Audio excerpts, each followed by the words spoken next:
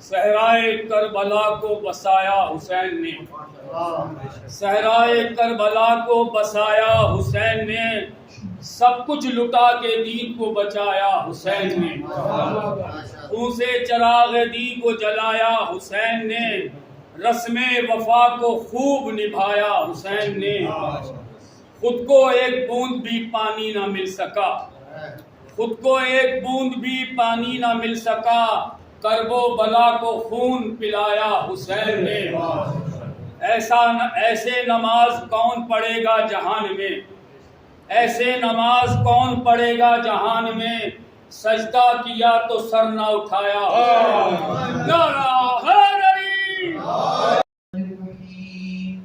وجعلناهم أئمة يهدون بأمرنا فأوحينا إليهم فعل الخيرات وإقام الصلاة وإيتاء الزكاة وكانوا لنا عابدين۔ صلوات پڑھیے۔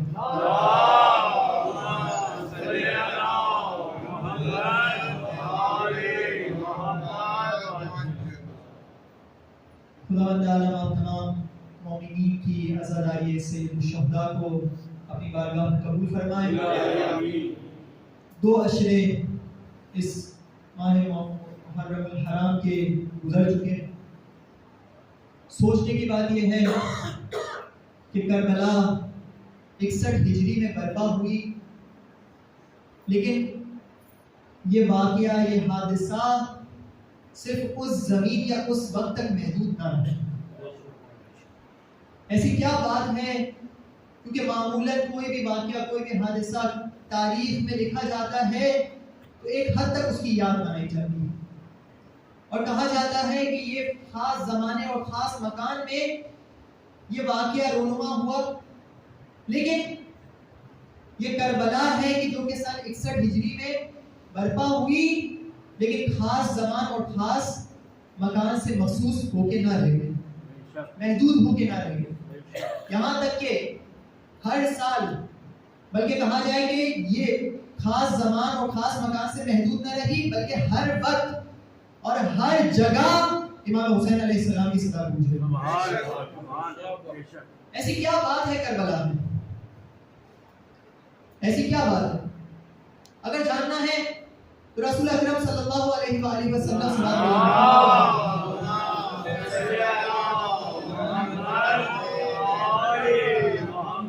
اس زمانے میں چلتے ہیں، دیکھتے ہیں کہ ابھی کربلا کا واقعہ رونما نہیں ہوا، امام حسین علیہ السلام کی ولادت ہوئی ہے، رسول اکرم اپنی گود میں لیتے ہیں۔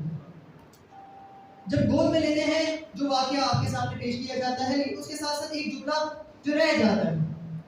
ایک مرتبہ رسول اکرم دعا کرتے ہیں کہ ربنا فاجعل افئدۃ من الناس تہوی الیہ، اے خدا کچھ لوگوں کے دلوں کو ایسا کر دے کہ جو حسین کی طرف جذب ہو جائے، جو حسین کی طرف جذب ہو جائے۔ اب یہ دعا جو رسول اکرم امام حسین علیہ السلام کے لیے کر رہے ہیں، یہ دعا امام حسین علیہ السلام کے ساتھ مخصوص نہیں ہے، بلکہ قرآن کی یہ ایک آیت ہے۔ قرآن کی آیت کس ضمن میں یہ قرآن کی آیت نازل ہوئی ہے، اس کا پس منظر کیا ہے؟ دیکھتے ہیں کہ یہ دعا حضرت ابراہیم نے حضرت ہاجرہ اور حضرت اسماعیل کے لیے۔ کیا ہوا تھا کہ حضرت ابراہیم علیہ السلام خدا کے حکم سے حضرت ہاجرہ کو اور حضرت اسماعیل کو بیابان میں چھوڑ کے آ جاتے، قرآن کی زبان میں وادی غیر ذی زرع، یعنی خشک میدان ہے، کچھ بھی نہیں ہے وہاں پہ، نہ پانی ہے نہ کوئی گھاس، کچھ بھی نہیں ہے، اس میدان میں چھوڑ کر آ رہے ہیں۔ اب ایسے موقع پر کوئی شخص کیا دعا کرے گا؟ سخت بات ہے کہ اپنے بیوی بچوں کو اس طرح میدان میں خدا کے حکم پہ چھوڑ دیا جائے۔ اب ایسے موقع پر وہ شخص کیا دعا کرے گا؟ کرے گا اے خدا اس کو ان تک، خدا کرے کہ ان تک پانی اور کھانا پہنچ جائے، کیونکہ معلوم ہے کہ یہ کھانا اور پانی ایسی چیز ہے جس کے بغیر یہ زندہ نہیں رہے گی۔ لیکن حضرت ابراہیم ایک منفرد دعا کر رہے ہیں اور کہہ رہے ہیں ربنا فاجعل افئدة من الناس تهوی الیہ، کہ اے خدا ایسا کر دے، کچھ لوگوں کے دلوں میں ایسا کر دے کہ ان کی طرف جذب ہو جائے، ان کی طرف جذب ہو جائے. یہ دعا کر رہے ہیں. اب آپ ذرا دیکھیں کہ حضرت ہاجرہ نے پانی کی تلاش میں صفا و مروہ کے 7 چکر. یہ امر خدا کو اس قدر پسند آیا کہ آج تک کوئی حاجی کا حج مکمل نہیں ہوتا کہ جب تک وہ 7 چکر صفا و مروہ کے انجام نہ دے، جب تک وہ کنکر نہ مار لے، جب تک وہ قربانی پیش نہ کرے. یہ امر اس قدر خدا کو پسند آیا کہ خدا نے اس کو شعائر اللہ قرار دیا. کیا ارشاد فرما رہا ہے خدا؟ ان الصفا والمروہ من شعائر اللہ، کہ یہ صفا اور مروہ، یہ مت سمجھو کہ یہ 7 چکر صرف ایسے ہی لگائے جا رہے، بلکہ یہ شاعر اللہ میں سے، شاعر اللہ میں سے، کیونکہ خدا کو یہ امر پسند آیا ہے اور خدا چاہتا ہے کہ یہ امر آج تک زندہ رہے اور اس کے بغیر حج مکمل نہیں ہو، اس کے بغیر حج مکمل نہیں ہو. اب رسول اکرم کیوں امام حسین علیہ السلام کے بارے میں یہ جملہ ادا کر رہے ہیں، یہ دعا کر رہے ہیں؟ ربنا فاجعل افئدة من الناس تهوی الیہ، کچھ ایسا کر دیں کہ لوگوں کے دل اس کی طرف، حسین کی طرف جذب ہو جائے، اس حسین کی طرف مہربان ہو جائے. ارے امام حسین نے ایسا کیا کر دیا؟ امام حسین علیہ السلام نے، اگر آپ دیکھیں کہ جناب ہاجرہ نے صفا و مروہ کے 7 چکر لگائے، تو امام حسین علیہ السلام نے خیمے سے مقتل تک 10 چکر لگائے. مسائل کی منزل پہ نہیں ہوں، لیکن بتا رہا ہوں کہ امام حسین علیہ السلام نے بھی کم قربانی نہیں دی ہے، اور خدا چاہتا ہے کہ یہ امام حسین علیہ السلام کی عزاداری تا قیام قیامت باقی رہے، اور اسی لیے ہم اس عزاداری کو شاعر اللہ میں سے سمجھتے ہیں، اس تعظیم کو، اس علم کو، ہر چیز کو ہم شاعر اللہ میں سے سمجھتے ہیں. اس کا احترام ہر کسی پر واجب ہے. پر محمد و آل محمد صلوات.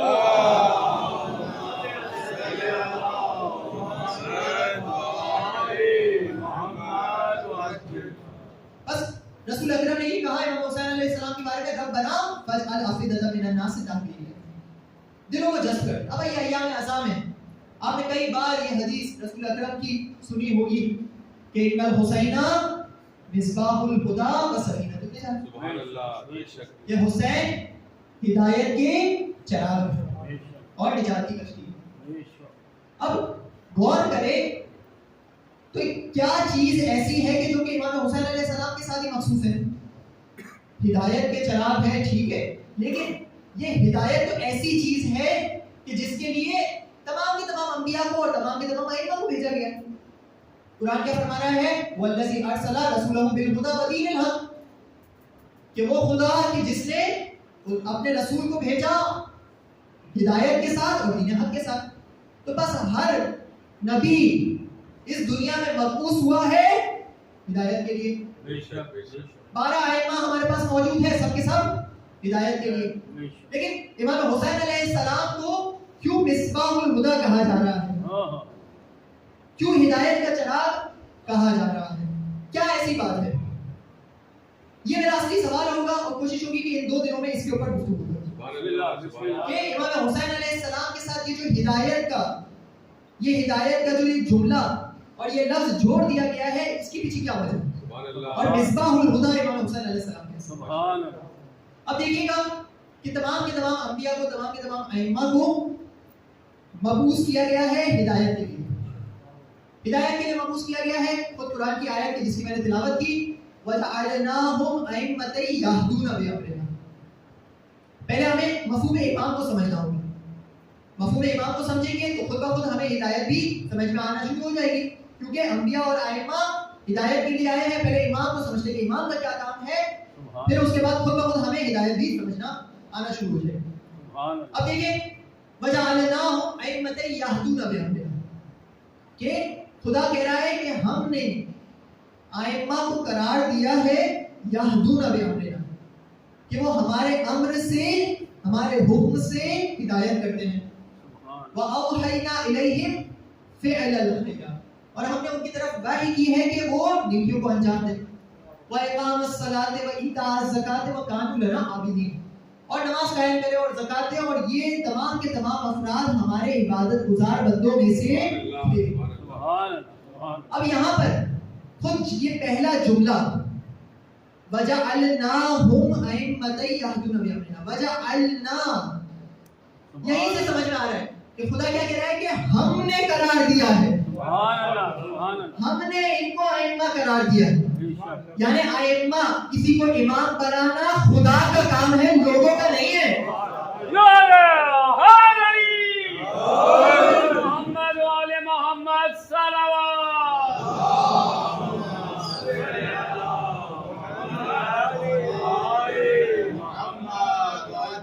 یہ خدا کا کام ہے. خدا منصوص من اللہ ہونا چاہیے. خدا جو ہے وہ امام کو امام بنائے گا اور امام کو امامت کی اہلیت دے گا. ایسا نہیں ہے کہ شہر بھر کے لوگ جمع ہو جائے اور کہیں کہ یہ ہمارا امام ہے تو یہ امام ہو جائے گا، بلکہ امامت ایک اہلیت کا نام ہے، قابلیت کا نام ہے. مثال دیتا ہوں بچوں کے لیے کہ بعض افراد ڈاکٹر نہیں ہوتے لیکن مشہور ہو جاتے ہیں ڈاکٹر، اور پورا محلہ ان کو ڈاکٹر بولتا ہے، پورا شہر ان کو ڈاکٹر بولتا ہے، پورا ملک ان کو ڈاکٹر بولتا ہے، حالانکہ وہ ڈاکٹر نہیں ہوتے. ارے کیا لوگوں کے بولنے سے، اس محلے کے لوگوں کے بولنے سے، اس شہر کے لوگوں کے بولنے سے، اس ملک کے لوگوں کے بولنے سے وہ ڈاکٹر بن جائے گا؟ ڈاکٹر کا تعلق طبابت سے. یہ اہلیت اس کے پاس ہونی چاہیے تو وہ ڈاکٹر کہلائے گا. کسی کے کہنے سے وہ ڈاکٹر نہیں کہلائے گا. تو لوگوں کے بھی امام بنانے سے، امام کہنے سے کوئی امام نہیں بن جاتا، امام نہیں بن جاتا. امام خدا کی طرف سے مقرر، مخصوص من اللہ ہوگا. تو بس اس منزل سے آگے بڑھتا ہوں. وَجَعَلْنَاهُمْ أَئِمَّةً يَهْدُونَ بِأَمْرِنَا، امام کی مفہوم کی تھوڑی بہت توضیح دیتا ہوں اور پھر آگے بڑھتا ہوں. خوب. اب یہاں پر امام کا لفظ فقط اور فقط قرآن میں امام صالح کے بارے میں نہیں ہے کہ مثلا کوئی اچھا امام ہی ہوگا، بلکہ قرآن میں ایک طرف ایک اور آیت ہے وَجَعَلْنَاهُمْ أَئِمَّةً يَدْعُونَ إِلَى النَّارِ، کہ ہم نے ائمہ کو قرار دیا کچھ ایسے امام ہیں جو کہ آگ کی طرف بلاتے ہیں، ان کے شیطان کو مقرر کر دیا ہے. اور شیطان کچھ ایسے ائمہ بناتا ہے، کچھ ایسے امام بناتا ہے کہ جن کی لوگ پیروی کرتے ہیں تو وہ امام ان کو آگ کی طرف لے جاتے ہیں. کیونکہ دیکھیں امام صالح کہاں لے جائے گا؟ ہدایت کرے گا، اور اس کے مقابلے میں امام نار آگ کی طرف لے جائے گا. کوئی نہ کوئی مقابلے میں تو ہونا چاہیے نا، ہونا چاہیے. تو اب یہاں پر قرآن میں دو طرح سے امام کا ذکر ہوگا، اسی لیے امام صادق علیہ السلام فرما رہے ہیں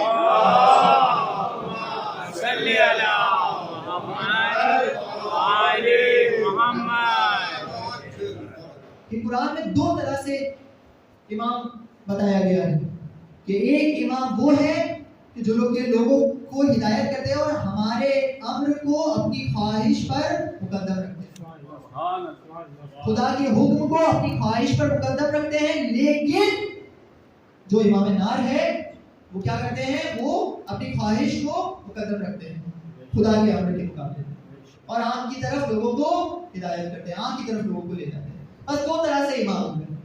اب یہیں پر ہی امام کو مختصر سمجھانا ہو، کیونکہ بہت لمبی بحث ہے، مختصر سمجھانے کے لیے ایک تشبیہ دیتا ہوں. بسم اللہ. کہ معمولاً نماز جماعت میں جو آگے کھڑے ہو کر نماز پڑھا رہا ہوتا ہے اس کو کہا جاتا ہے پیش امام یا امام جماعت. امام جماعت کہا جاتا ہے اس کو. اب یہ خود اگر سمجھنا ہے، مفہوم امامت کو سمجھنا ہے کہ امام کا ماموم سے کیا رابطہ ہے، تو اس میں، اس تشبیہ میں، اس امام جماعت میں، اس نماز جماعت کے اندر آپ کو یہ تمام چیزیں سمجھ میں آنا شروع ہو. سبحان اللہ. مثال کے ذریعے سے کہ امام جماعت آگے کھڑا ہوتا ہے، ماموم جو ابتدا کرنے والا ہے وہ پیچھے کھڑا. دوسری کیا بات ہے؟ دوسرا یہ کہ امام جماعت اور ماموم کے درمیان اتصال ہونا ضروری ہے. یعنی اگر درمیان میں فاصلہ آیا، ذرا بھی تھوڑا سا رابطہ منقطع ہوا تو نماز نہیں ہوگی. اسی طرح اس زمانے میں بھی اگر کسی کا امام زمانہ سے ذرا برابر بھی رابطہ منقطع ہوا تو آپ کو سوچ لیں. برائے خوشنودی امام زمانہ، ظہور امام زمانہ، بلند ترین صلوات.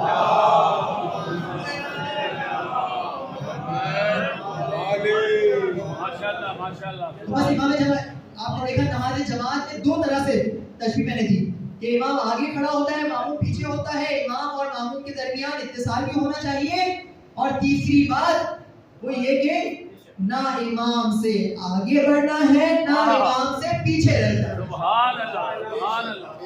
اگر نماز میں امام جماعت سے آگے چلے گئے تو نماز باطل، زیادہ پیچھے رہ گئے تو بھی نماز جماعت باطل ہو جائے. سبحان اللہ. تو اب یہی مفہوم ایک امام کے چاہنے والے کے ساتھ بھی ہونا چاہیے، اس کے ذہن میں ہونا چاہیے کہ مجھے نہ امام سے آگے بڑھنا ہے نہ امام سے پیچھے رہ جانا ہے. المتقدم لهم مارق والمتأخر عنهم ظاہر بل لازم لهم. صلوات شعبانیہ میں صلوات بھیجی جا رہی ہے محمد و آل محمد، اللہم صلی علی محمد و آل محمد. پھر کیا فرمایا جا رہا ہے؟ المتقدم لهم مارق، کہ جو آپ سے آگے بڑھ گیا وہ دین سے خارج ہو گیا. اور المتأخر عنهم ظاہر، کہ جو آپ سے پیچھے رہ گیا اس کا دین نابود ہو گیا. لازم لهم لاحق، کہ جو آپ سے ملحق ہو گیا وہ حق تک. سبحان اللہ سبحان اللہ. تمام کے تمام ائمہ، تمام کے تمام انبیاء ہدایت کے لیے آئے ہیں لوگوں کی. مثال کے طور پر خود امام علی علیہ السلام کی مثال جنگ صفین کی ایک مثال دیتا ہوں آپ کو کہ کس طرح ائمہ کوشش کرتے ہیں کہ ایک ایک شخص کہ جو کہ ہم سے دور ہوا ہے وہ ہم سے قریب آ جائے، وہ ہدایت. امام علی علیہ السلام کے امیر المومنین کی مثال دیتا ہوں. پھر اپنے اصلی موضوع کی طرف آؤں گا کہ کس طرح امام حسین علیہ السلام مصباح الہدیٰ ہے اور کیا واقعاً امام حسین علیہ السلام کی پوری زندگی ہدایت کے چراغ کے لیے ایک جو بتایا گیا ہے وہ ہے. اور خود خاص طور پر کربلا میں کیا ہمیں ہدایت کے چراغ کے جلوے نظر آئے، یہ سمجھیں گے انشاءاللہ. ہو سکتا ہے شاید اگلی نشست میں میں ابھی امیر المومنین کی مثال دیتا ہوں. کس طرح امیر المومنین کوشش کر رہے ہیں کہ کوئی بھی آ جائے ہم سے جو دور ہے وہ ہم سے قریب ہو جائے ہدایت کا. اور جنگ صفین ہے. جنگ صفین کس کے مقابلے میں لڑی گئی ہے سب جانتے ہیں. جنگ صفین ہے، میدان سج چکا ہے. ایک مرتبہ کچھ لوگ آتے ہیں کوفے کے رہنے والے اور کہتے ہیں کہ مولا آپ کے پیٹ پیچھے بہت باتیں ہوئی. کیا باتیں ہو رہی ہیں؟ ایک مرتبہ کہنے لگے کہ لوگ کہہ رہے ہیں کہ علی جنگ کا آغاز نہیں کر رہے. اس کی دو وجہ ہو سکتی ہے، یا تو یہ کہ الیاذ باللہ علی ڈر گئے ہیں، یا یہ کہ علی مد مقابل کو دین کا مخالف نہیں سمجھتے. کیونکہ جنگ کس سے کی جا سکتی ہے؟ جو کہ دین کا مخالف اور بغاوت پہ اترا ہے. جنگ کا آغاز نہیں کرے اس کے پیچھے بولنے تو وجہ تو ہے.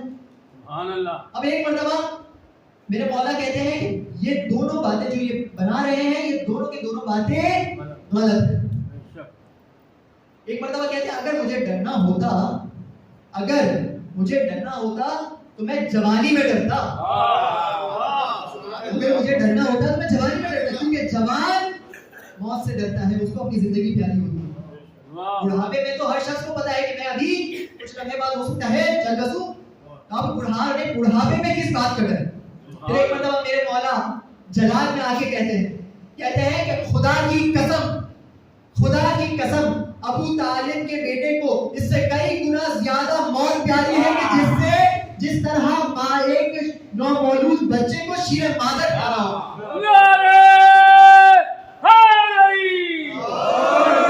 جس طرح ایک نومولود بچے کو شیر مادر کھا رہا تھا اس سے کئی گنا زیادہ ابو طالب کے بچے کو ابو طالب کے فرزند کو موت پیاری ہے. سبحان اللہ. کوئی ایسی بات نہیں ہے. پھر ایک مرتبہ کہتے ہیں دوسری وجہ کہ میں ان کو بھی ایسا نہیں ہے کہ میں ان کو دین کا مخالف نہیں سمجھتا. یہ لشکر مسلمانوں کا لشکر نہیں ہے. یہ میرے مولا کہہ رہے ہیں. پھر کہہ رہے کیا وجہ ہے مولا، کیوں ہم جنگ کا آغاز نہیں کر رہے، کیوں جنگ شروع نہیں کر رہے؟ ایک مرتبہ میرے مولا فرماتے ہیں کہ عسى ان يهتدى منهم احد، کہ شاید ان میں سے کوئی ابھی ہو کہ جو ہدایت پا جائے اور میرے پاس اس لیے جنگ شروع نہیں. دیکھیں کس طرح ائمہ نے کوشش کی ہے کہ کوئی نہ کوئی آ جائے اور ہم اسے ہدایت دے دیں. ایک اور واقعہ پھر اپنی مسائل کی طرف آتا ہوں اگلی منزل پہ. امیر المومنین جنگ صفین کا واقعہ، یہی جنگ صفین میں ایک مرتبہ میرے مولا دیکھتے ہیں کہ کوئی قرآن کی تلاوت کر رہا ہے. اما یتساءلون عن النبأ العظیم الذی هم فیہ مختلف. کوئی تلاوت کر رہا ہے مد مقابل دشمن کے لشکر.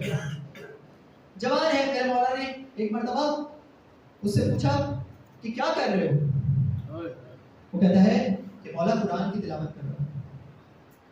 تو ایک مرتبہ میرے مولا نے کہا کہ تم اس کی تفسیر جانتے ہو؟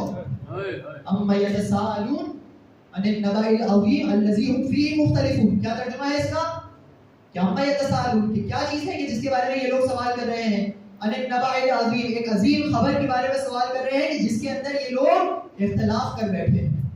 ظاہر ہے تمام کے تمام مفسرین نے اس کو قیامت کے لیے بتایا ہے کہ یہ عظیم خبر قیامت کے لیے عظیم خبر ہے کہ جس کے بارے میں کفار رسول اکرم سے اختلاف کر رہے تھے، اس کے بارے میں سوالات کرتے تھے کہ کب آئے گی قیامت۔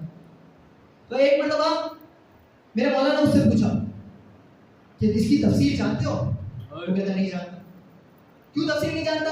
اس کے پیچھے بھی آپ کو پس منظر بتاتا چلو کہ جب امیر شام کے ہاتھ میں حکومت ہے تو امیر شام نے سب سے پہلا کام جو کیا وہ رسول کی حدیث اور قرآن کی تفسیر کو پابندی لگا۔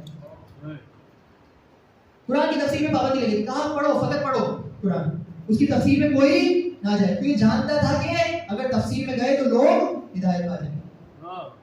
تفسیر پہ پابندی لگا دی تھی۔ ابن عباس کہتے ہیں کہ میں گیا امیر شام کے پاس اور کہا کہ مجھے تفسیر کی اجازت دو، تو وہ کہتے ہیں کہ نہیں، کسی کو تفسیر کی اجازت نہیں، اگر کوئی بہت زیادہ اصرار کرے تو آئے مجھ سے تفسیر پوچھے قرآن کی، میں تفسیر بتاؤں۔ اب کیسے جانتا وہ جوان؟ میرے مولا پوچھ رہے ہیں کہ جانتا ہے اما یتساءلون عن النبأ العظیم الذی هم فیہ مختلفون، اس کی تفسیر کیا کہتا ہے؟ نہیں جانتا۔ ایک مرتبہ میرے مولا کہتے ہیں کہ انا واللہ النبأ العظیم، کہ یہ جان لو خدا کی قسم میں نبأ العظیم ہوں، میں عظیم خبر ہوں، میں عظیم خبر۔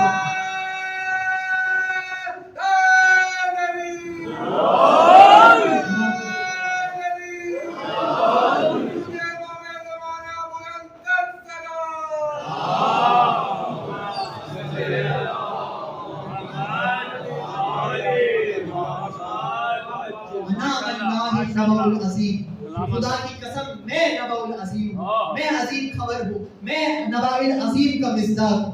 اور تم آئے ہو اس سے جنگ کرنے کے لیے؟ قیامت کے دن ہماری ولایت کے بارے میں سوال کیا جائے۔ ایک مرتبہ وہ شخص، وہ جوان سوچ میں پڑ جاتا ہے، تھوڑی دیر سوچنے کے بعد مولا کے لشکر سے یہ اس طرح امام کوشش میں ہے کہ کوئی ایک کہ جو کہ گمراہ ہو گیا ہے ہدایت پائے، کوئی ایک ہدایت پائے۔ تمام انبیاء تمام ائمہ نے یہ کوشش کی ہے کہ اس طرح لوگوں کو کسی بھی طریقے سے ہدایت دلا دے، کسی بھی طریقے سے لوگوں کو راہ راست کی ہدایت دے دے۔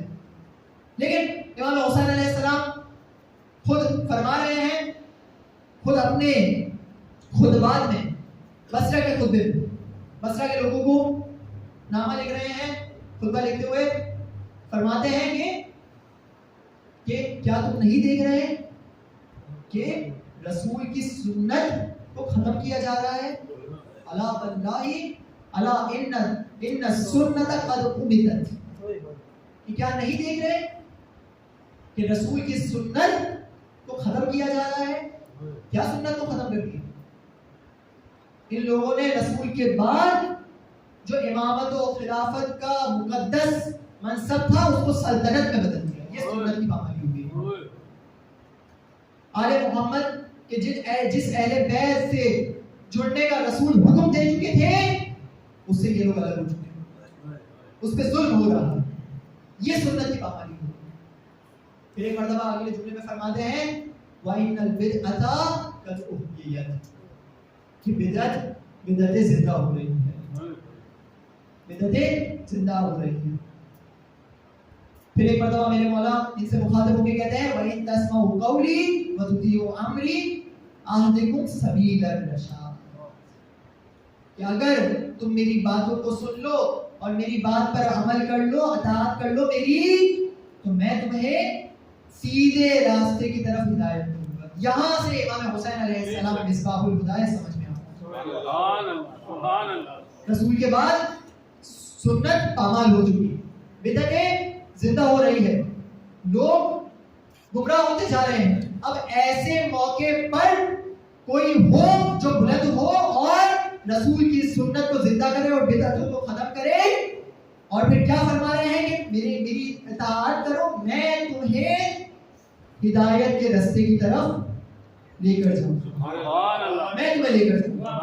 यहाँ से मिसबाहुल हुदा का मफहूम समझ में आया है कि किस तरह इमाम हुसैन अलैहिस्सलाम हिदायत के चिराग, ऐसे जमाने में हिदायत के चिराग, ऐसे जमाने में हिदायत के चिराग को जो उन्होंने रोशन कर दिया, आज तक इमाम हुसैन अलैहिस्सलाम था, क़यामत तक इमाम हुसैन अलैहिस्सलाम हिदायत के चिराग हैं। बस अजीजान, मुख्तसर करता चलूं, इंशाल्लाह अगले कुछ अराइज इंशाल्लाह कल की नशिस्त में इंशाल्लाह आपकी खिदमत में पेश करूंगा। एक बार बस बात करिए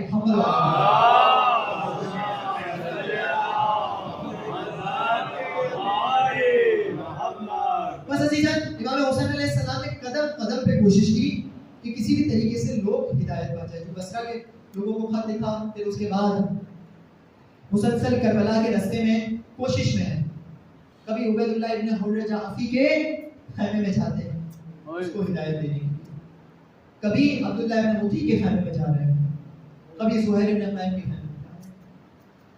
ये उबैदुल्लाह इब्न हुर्र जाफी एक मरतबा जब सुनता है कि इमाम हुसैन अलैहिस्सलाम आ रहे हैं कूफे की जानिब, तो कूफे से फरार कर जाता है ताकि इमाम हुसैन अलैहिस्सलाम का सामना हो।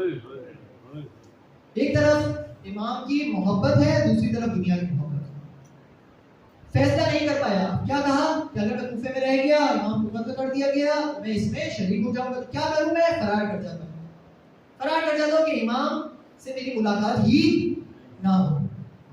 अब एक मरतबा फरार कर रहा है, इमाम हुसैन अलैहिस्सलाम करबला के रास्ते में है।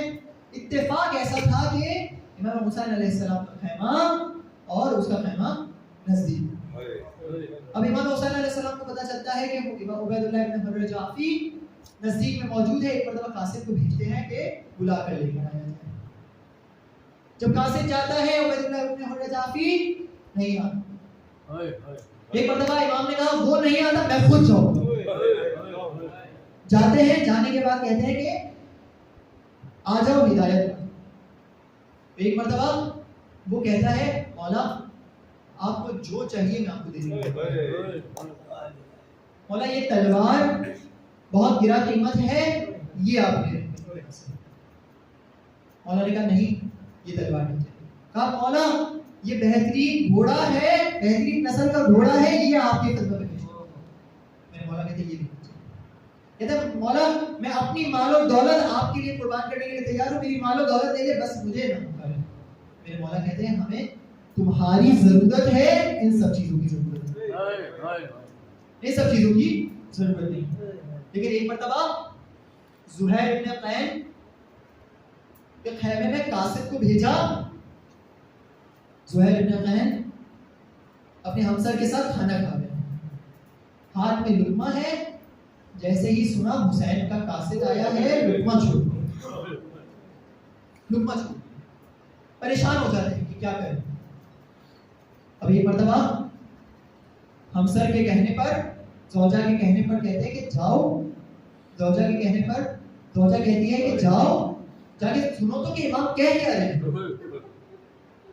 एक मरतबा जाते हैं। अब जरा सोचेंगे, यहाँ पे परेशानी का आलम है, लेकिन एक मरतबा नहीं मालूम इमाम हुसैन ने ज़ुहैर से क्या गुफ्तगू की। रावी लिखता है कि जब ज़ुहैर वापसी पलटे हैं तो खैमे की रस्सियों को खोल नहीं, काट गए खैमे से।